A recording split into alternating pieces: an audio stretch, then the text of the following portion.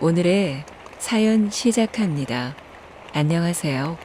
우연이라 하기엔 너무나 예기치 못한 만남 속에서의 인연을 생각하며 베이비복스의 우연을 지금 30번째는 듣고 있는 33살 직장인입니다. 우연이라고 하기에는 우리 곁에 생각지도 못한 일들이 종종 일어나게 되는 것 같아요.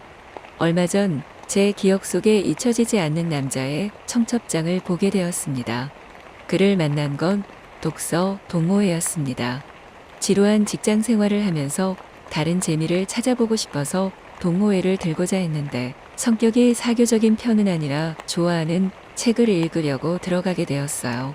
책도 읽고 서로의 견해도 나누고 짧은 글도 짓는 문학을 좋아하는 사람들이 만든 동호회라 설레는 마음으로 들어가게 되었습니다. 서로에게 책을 추천하고 술도 한잔하면서 자연스럽게 어울리는 무리들이 만들어져 타지로 이사와 쓸쓸한 제 마음을 채워주었어요. 25살에 어리다면 어린 나이로 타지 생활을 시작하니 외로운 마음이 컸는데 저에게 안식처가 되어준 동호회였습니다. 거기서 만난 그는 4살 많은 오빠로 조용하지만 묘한 분위기가 있었어요. 긴 손가락이랑 속눈썹이 특히나 매력적이었죠. 중저음의 목소리에 유별나진 않지만 몸에 배인 매너로 제법 마음에 담아두는 여성분들도 많았습니다. 저도 그중 하나였고요. 친해지려고 무던히 애를 많이 썼습니다. 좋아하는 류의 책도 읽어보고 일부러 말도 많이 걸었어요. 여느 때와 다름없이 동호회에서 이야기들을 나누고 식사 후에 2차 술자리까지 마무리가 되고 나서 그가 저희 동네로 이사를 했다며 같이 가자고 하더라고요. 가는 길에 이런저런 얘기를 하다가 오빠네는 책 많아요? 저는 집이 좁아서 여러 권을 사두지는 못하고 빌려 읽는 게 많은데 구경하고 싶어요라고 했어요. 그때 당시로는 제법 도발적인 멘트를 날리며 그 사람의 집을 방문하게 되었습니다. 그래도 첫 방문인데 준비 없이 가게 되니 맥주는 내가 사겠다면서 신나서 술도 사서 말이죠. 술도 한잔하고 책도 구경하다가 그날 저희는 뜨거운 사랑을 나누었습니다. 불이 꺼진 그의 자취방이 아직도 기억에 선명히 남아있을 정도로 자극적이었어요. 그는 차분한 평소의 모습과는 다른 모습이 있어서 그것마저 저에게는 신선한 매력으로 다가왔습니다. 그 밤이 지나고 저희는 자연스럽게 같은 집 방향이라며 서로의 집을 드나들게 되었고 자연스럽게 연애를 시작했습니다.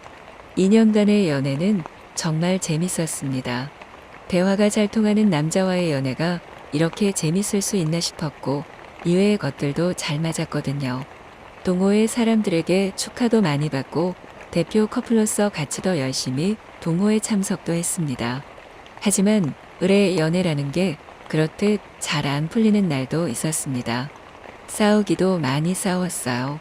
이상하게도 저는 그 사람과 결혼이 하고 싶었고 그는 결혼 생각이 없다는 이야기로 저의 말을 끊었습니다. 그게 가장 큰 문제였을지 모릅니다. 많은 싸움이 오고 가다가 결국 저희는 이별을 택하고 말았습니다.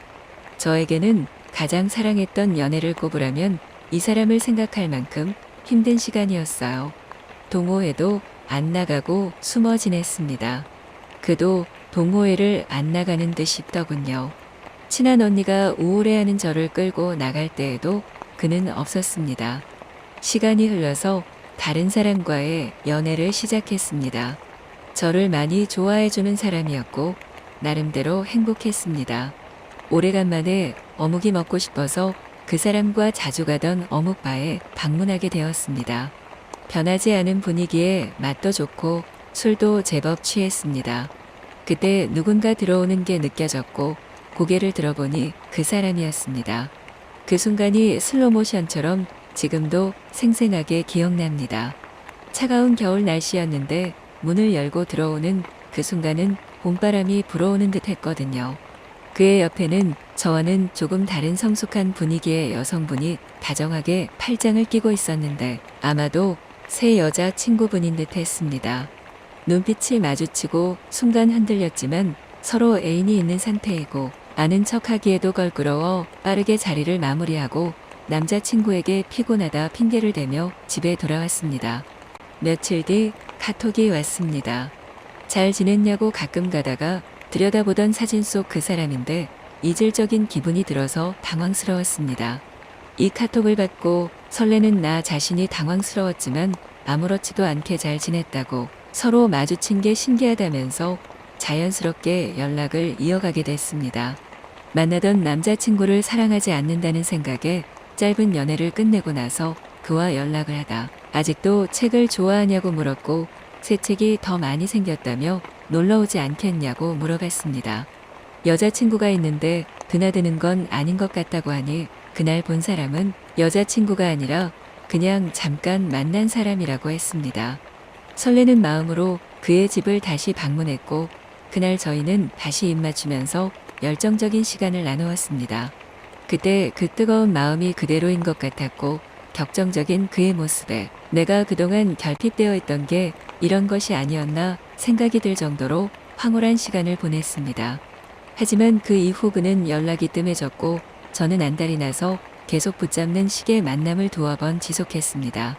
그는 미안하지만 다시 그때로 돌아갈 생각이 없다며 자신은 아직도 결혼을 원치 않고 이후에 다시 자신에게 그런 기대를 할 것 같아서 부담스럽다고 했습니다.